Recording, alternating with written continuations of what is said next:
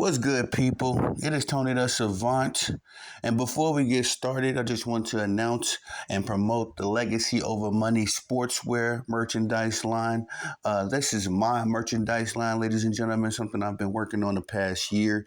As you can see in these visuals, our first line of t-shirts is 9 designs honoring and commemorating the Team USA men's and women's basketball team, for bringing home the gold.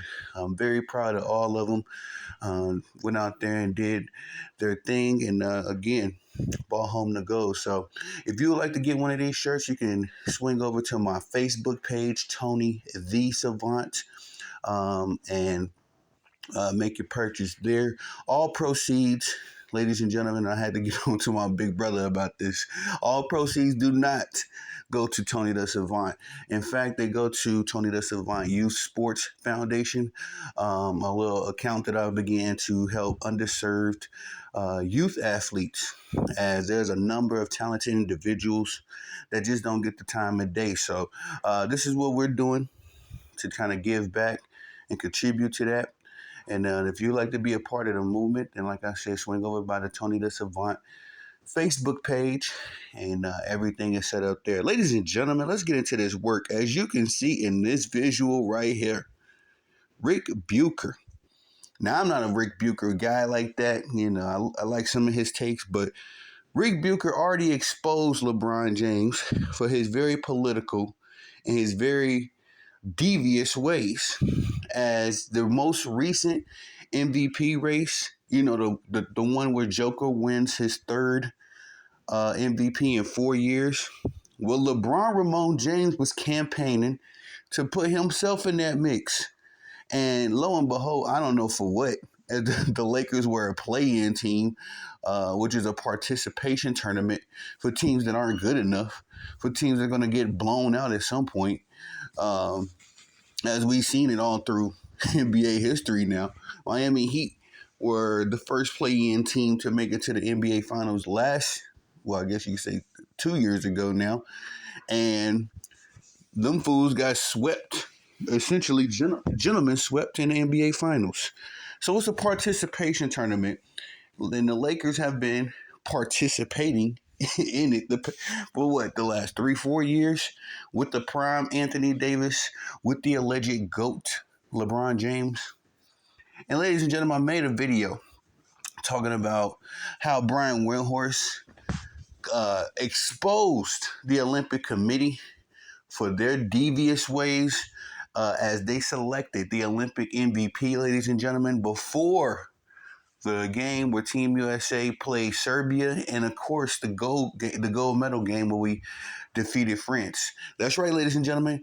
The Olympic Committee, they made their choice on who was the Olympic MVP for men's basketball anyway, because I haven't heard anything or any stories like this about any of the other sports or events.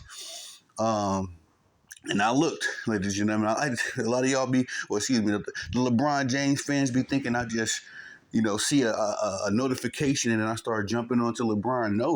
No, there's research that goes into this. And the thing about when you research LeBron James, the more evidence you find, the worse this guy looks. He's a habitual. He thinks he's a politician. He thinks he can do all that behind the scenes slick stuff. And maybe, in the political world, even they get caught up all day, every day, but definitely not in the sports world. Sports is too small. It's not that many sports fans. I mean, we make up a nice percentage of the population for sure, but it ain't that many sports fans out there, LeBron James. So it's very easy to track down this information. As Steph Curry, after that medal game, it ain't just us that feel some kind of way. When I say us, not you bronzexuals, I mean the real basketball fans, the real NBA world. Us guys who have been calling out this sham of an MVP race. And mind you, I've never recalled before where the Olympics was tracking an MVP race. There was actually an MVP ladder. For why? You know what I mean? For why? If the gold medal is the goal If that's the pinnacle of the events, what the hell are you going to do with an MVP when everybody is clearly sacrificing their stats? Anyway, Steph Curry had a problem with this, just like we got a problem with this. And shout out to my man Steph, man, because that's my goat.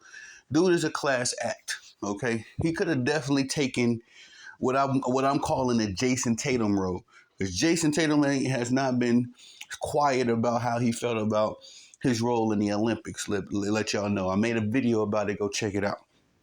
But Steph is not in the media. Steph is a family man. Steph is the kind of guy where if he ain't playing basketball or golf, he falls back. You don't know what Steph be doing in his private life unless you following him on his social medias as I do.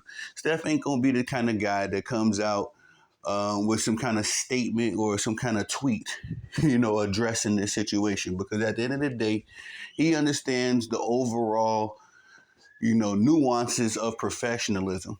There's politics involved. There's always some BS. And Steph has been as long as Steph has been in the NBA, LeBron James has been in the NBA. So he is not new to LeBron James's slick and devious ways. But in the same breath, I got an NBA insider, ladies and gentlemen. I've been doing my work, and I've gained some clout in this game. Some status, I want to say. It's people checking for the kid, and I love that. I ain't doing nothing but putting in the work, and letting God get the glory. But at the end of the day, my NBA insider informs me that Steph had no energy for LeBron James after that gold medal game, bro. He literally did not even look at this clown. That's what I was told. Now, like again, Steph ain't came out and said nothing. Ayesha Curry ain't came out and said nothing. So I know a lot of people may Google this information. This is privileged information I'm giving y'all. And this is why I laugh. I roll on the floor laughing when all these bronze sexuals and LeBron James himself suggest the idea that Steph Curry would like to play with LeBron. No chance in hell. Let me tell y'all, look, Steph Curry, in my honest opinion, don't even like LeBron. He's a politician. He knows how to play LeBron's politics. He knows how to, for the worse or the better, appease LeBron for long enough to deal with him, i.e. All-Star breaks, i.e. this Olympic tournament, things of that nature. But at the same time, Steph would never link up with a guy like LeBron James, because all Steph would be, only thing Steph would have to do, only thing Steph would be doing is carrying that bump like he did in the Olympics. And so, I just find this very egregious, man. And I feel for Steph again, because in 2016, we seen this same play. We seen this same play where I'm sure, now, I ain't got no evidence on this either, but I'm positive Clutch Sports sent the email to somebody and said, go on, give it to Iggy, man. Andre Iguodala, he was sticking LeBron. LeBron is the alleged GOAT. Clown work. When Steph was out there shining, won an MVP. Now, he didn't have his greatest NBA Finals ever, but are the Golden State Warriors in the NBA Finals without Steph Curry? I think not. You think Klay Thompson and Draymond Green could have led the Golden State Warriors as constructed in 2015 to the NBA Finals? Back in the gap, that's when they had Leandro Barbosa. They had the likes of Andrew Bogut and David Lee. No, sir. A whole roster of castaways. That whole thing came together because Steph Curry outshine LeBron James, and that's when we really seen Steph put his name on the map. But he was not cool at all with this Olympic MVP, how they did it, because nobody was told that the race was over, the MVP race was over during the semifinals. And the semifinals in the Olympics, it would have been the round before the game versus Serbia. And I can't recall 100% if we played Brazil or Puerto Rico that game. We blew them off the floor. But it was that game. After that game, the Olympic Committee said, yep, LeBron James is the MVP. And I feel like that is so wrong on so many levels. And I know Steph do too, and I know a number of people do as well. Kevin Durant don't like LeBron James, y'all. He said it. He said it a couple years ago. You can't play with LeBron James because it's always a circus and a bunch of fanboys that surround LeBron James. Kevin Durant can't deal with that. That's why he's never teamed up with LeBron James. And now I understand more and more why Steph would never do it.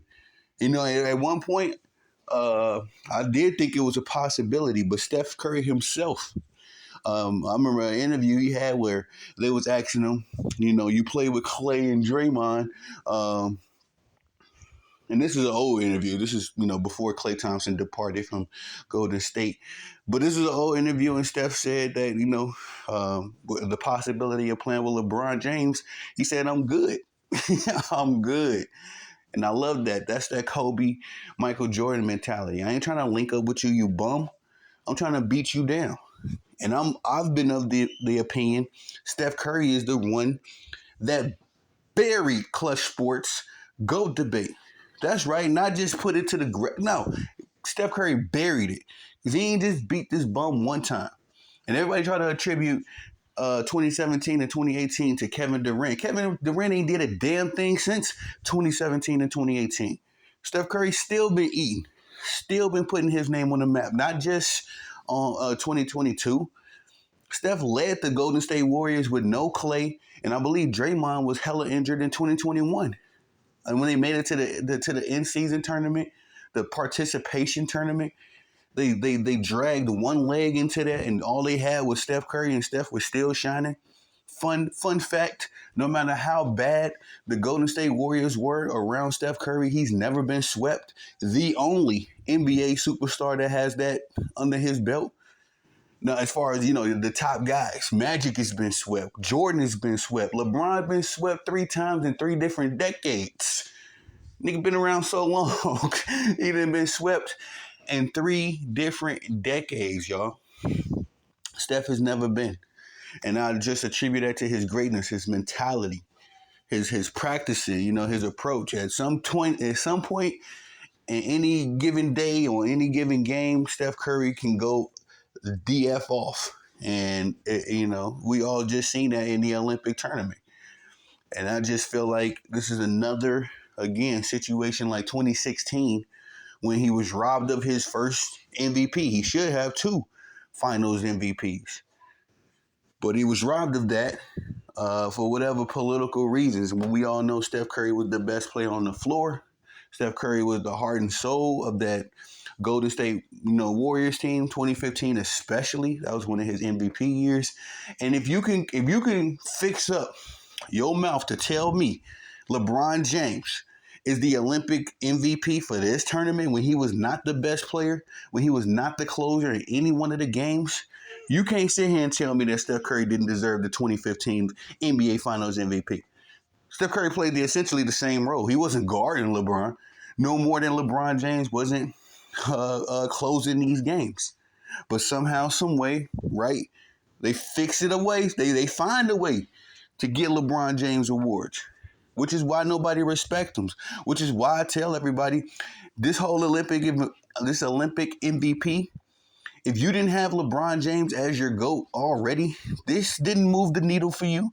It ain't like people seeing LeBron James get carried to his third gold medal, literally carried. He said it himself. Steph Curry saved me from winning a bronze medal. That's what y'all king said, you bronzesexuals.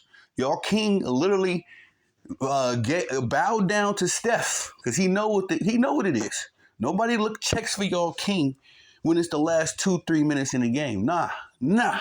We're looking for y'all king to make the quote unquote right play, which is propaganda from Clutch Sports. Because how many times have we seen this bum turn the ball over at a crucial point in the game?